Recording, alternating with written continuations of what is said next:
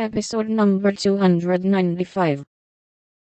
Thou shouldst save some for the little friend.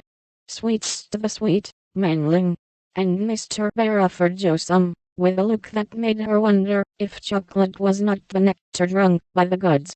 Then he also saw the smile, was impressed by it, and artlessly inquired, "But do great boys like great girls, too, Fessor?" Like young Washington, Mr. Bear couldn't tell a lie, so he gave the somewhat vague reply that he believed they did sometimes, in a tone that made Mr. March put down his clothes brush, glance at Joe's retiring face, and then sink into his chair, looking as if the precocious chick had put an idea into his head that was both sweet and sour. Why Dodo, when she caught him in the china closet half an hour afterward, nearly squeezed the breath out of his little body with a tender embrace, instead of shaking him for being there, and why she followed up this novel performance by the unexpected gift of a big slice of bread and jelly, remained one of the problems over which Demi puzzled his small wits, and was forced to leave unsolved forever. Chapter 46. Under the Umbrella. While Laurie and Amy were taking conjugal strolls over velvet carpets, as they set their house in order, and planned a blissful future, Mr. Bear and Joe were enjoying promenades of a different sort, along muddy roads and sodden fields. "I always do take a walk toward evening, and I don't know why I should give it up, just because I happened to meet the professor on his way out," said Joe to herself, after 2 or 3 encounters, for though there were 2 paths to Meg's, whichever one she took she was sure to meet him, either going or returning.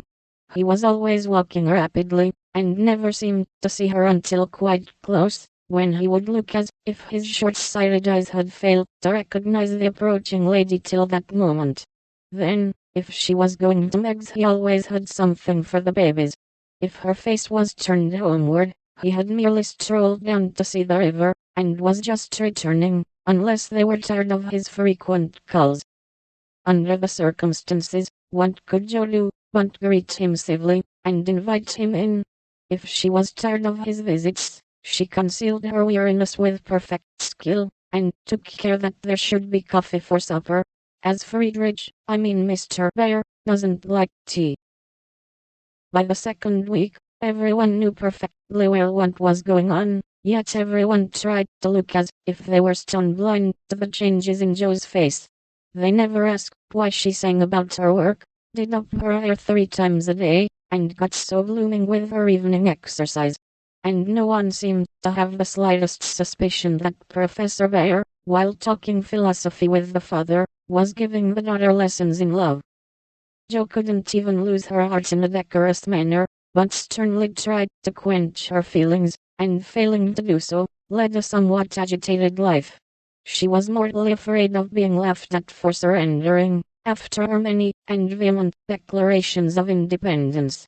Laurie was her especial dread, but thanks to the new manager, he behaved with praiseworthy propriety, never called Mr. Bear a capital old fellow in public, never alluded, in the remotest manner, to Joe's improved appearance, or expressed the least surprise at seeing the professor's hat on the March's table nearly every evening. But he exulted in private, and longed for the time to come when he could give Joe a piece of plate, with a bear and a ragged staff on it as an appropriate coat of arms.